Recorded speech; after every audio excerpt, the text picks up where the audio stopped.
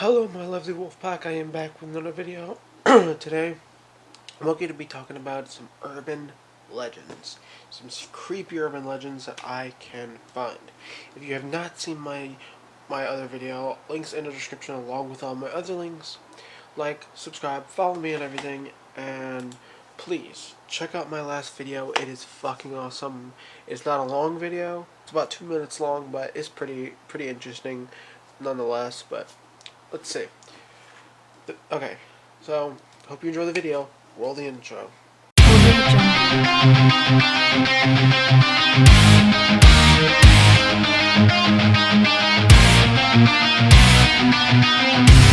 Alright, so the first thing we're going to talk about today is the Bunny Man. Oh, I'm so fascinated by this.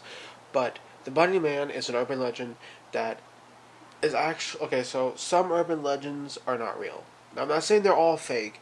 Most of them are real, but occasionally you'll find one that's fake. Like, if you know, your hair, you'll go blind or you'll grow hair on your hands. Well, the palm of your hands has no hair follicles, so you can't grow hair there. At least most people don't. I'm pretty sure there's a birth defect somewhere, but anyways. This one is based on reality. And I'm going to read it to you. I'm not going to read the whole thing, just some of it.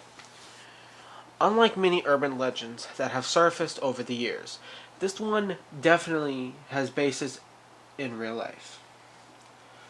In 1970, a couple was driving and parked near a train overpass bridge. For the moment to get to their bearings, as they did this, mysterious and threatening figure appeared out of nowhere. This figure, according to the police report, yelled and drove the couple away with threats of violence. When the police report was written, the couple said that they didn't get a very good look at the person who threatened them. They said he was dressed in a white or a light clothing that might have had some on his head. Over the next few days, weeks, months, and years, the report became interpreted as an attack having rabbit ears. This is where the story all begins. Everything beyond the undoubtedly mixture of truth, specifications, and myth, but that doesn't make the tale any less interesting. Let's look a little bit more in the depths of the first people who became aware of the Bunny Man. One night in October of 1970, Air Force Academy, Cadet, or whatever, Robert Burnett was driving with his fiancée in Northern Virginia. The pair stopped at the 5400 block of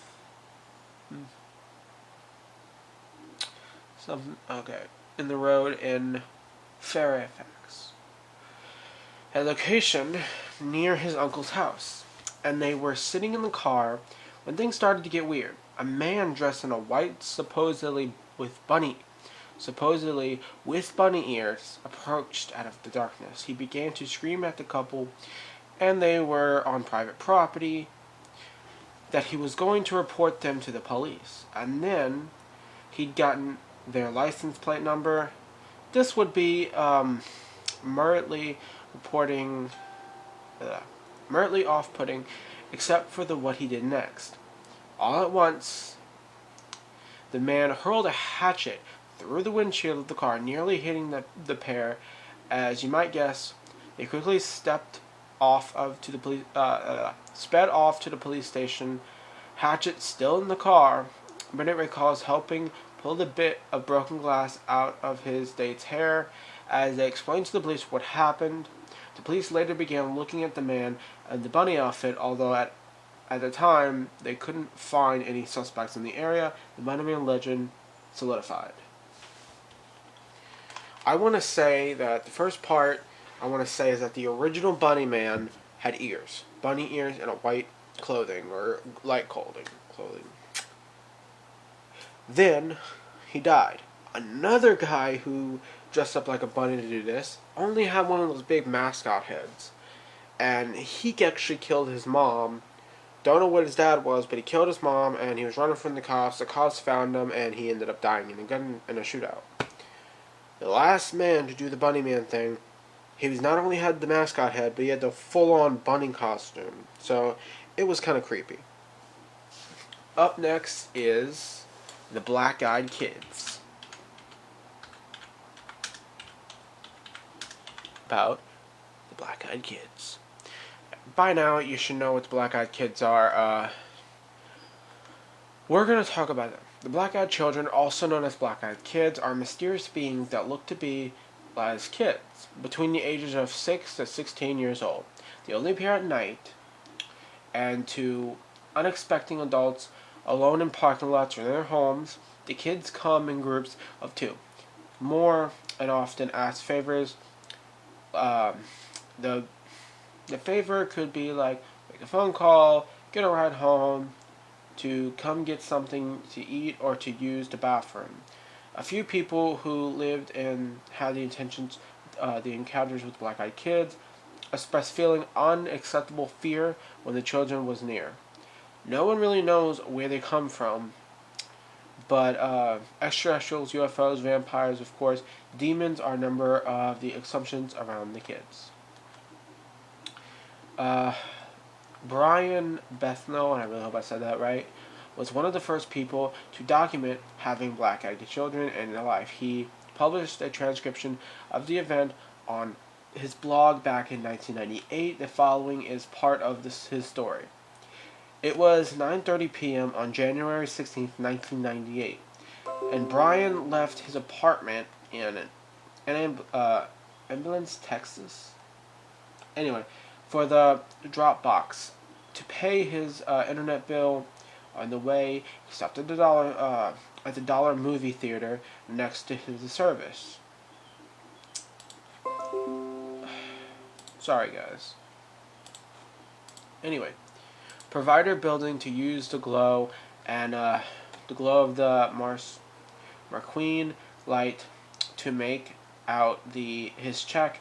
As he did this, there was a knock on its window. He saw 2 young boys.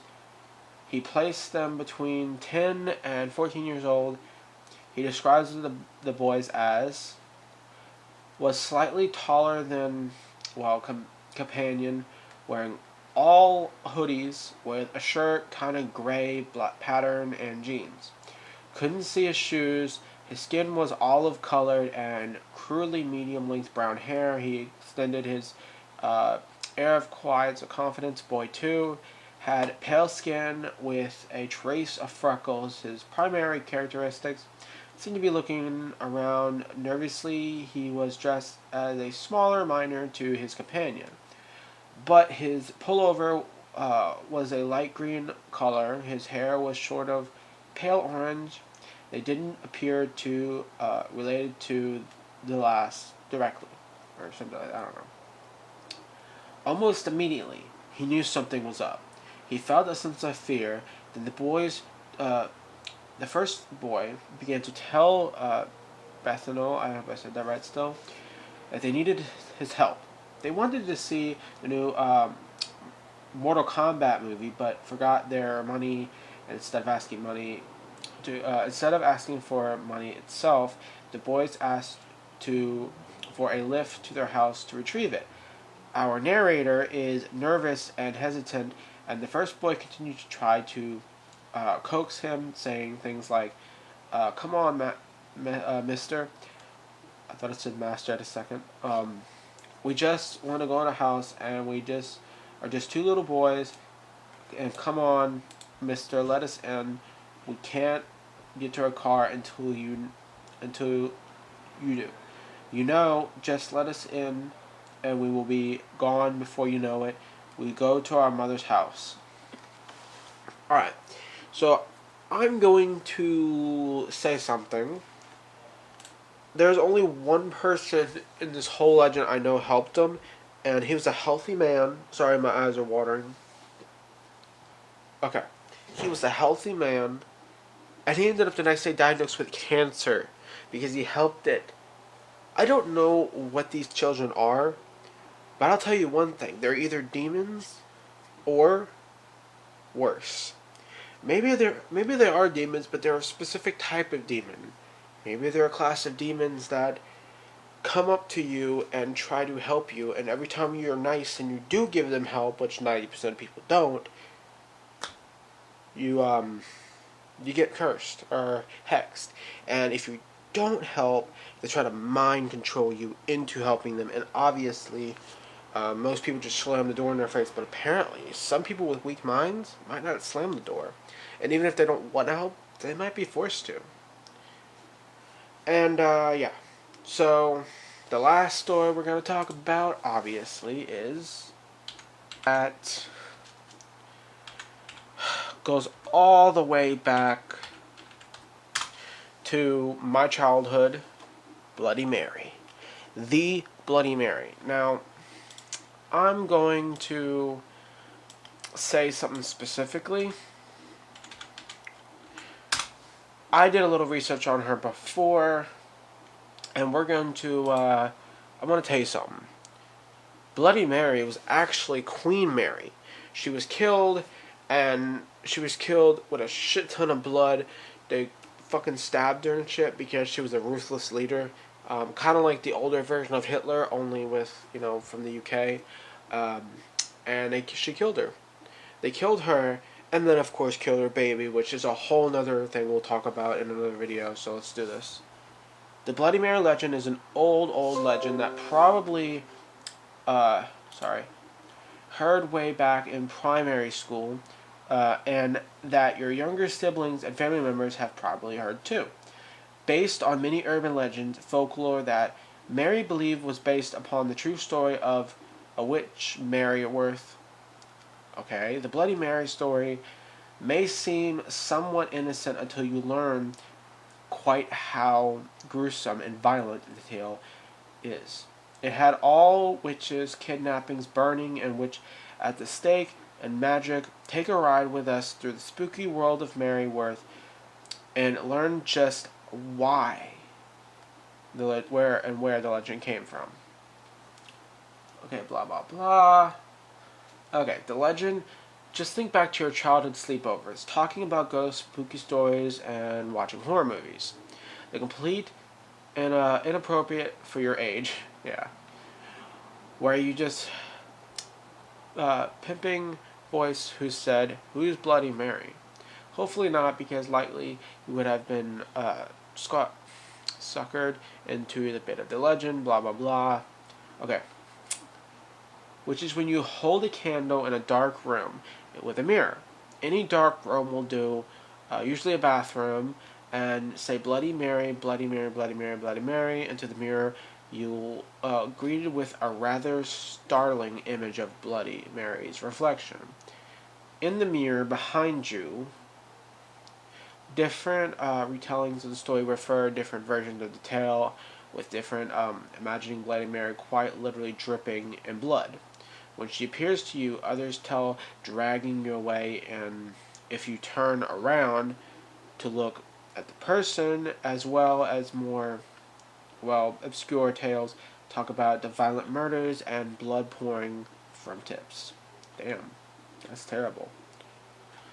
So, I heard that she was a Queen Mary, but maybe she was a witch too, I'm not sure. Maybe that's why they killed her, but yeah, Queen Mary. And when you do that, she comes up and kills you. Alright, so that's going to be the end of my video. Remember, like and subscribe to my channel, follow me and everything, and links in the description for my last video if you have not seen it. Yeah, bye guys.